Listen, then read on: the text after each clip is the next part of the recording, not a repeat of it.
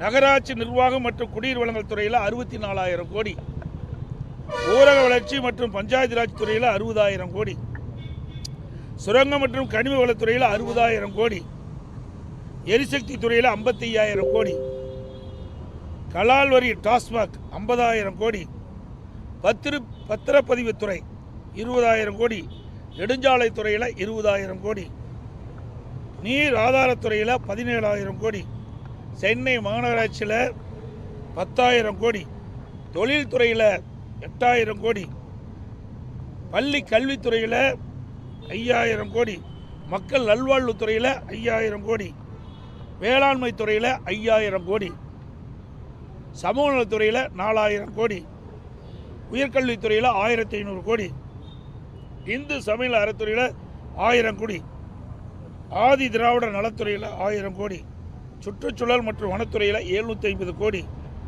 இளைஞர் நலன் மற்றும் விளையாட்டுத்துறையில் 500 கோடி, சிறைத்துறையில் 500 கோடி, சுற்றுலாத்துறையில் 250 கோடி, வாழ்வளத்துறையில் 250 கோடி, இப்படி பல்வேறு துறைகளில் கொள்ளையடித்தது எப்படி என்பதிலே திராவிட முன்னேற்ற கழகம் குறிப்பாக இருந்திருக்கு.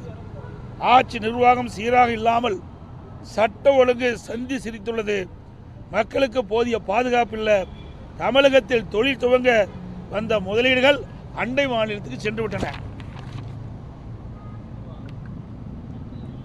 அதோடு இப்போ நாங்கள் கொடுக்கப்பட்டதில் பட்டியலில் சுமார் 4 லட்சம் கோடி இந்த 4.5 ஆண்டுகளில் திராவிட முன்னேற்ற கழக ஆட்சியில் பல்வேறு துறைகளில் ஊழல் நடைபெற்றிருக்கிறது. அந்த ஊழல் நடைபெற்ற என்னென்ன ஆதாரங்கள் வேணுமோ அதையெல்லாம் நாங்கள் கொடுத்திருக்கிறோம்.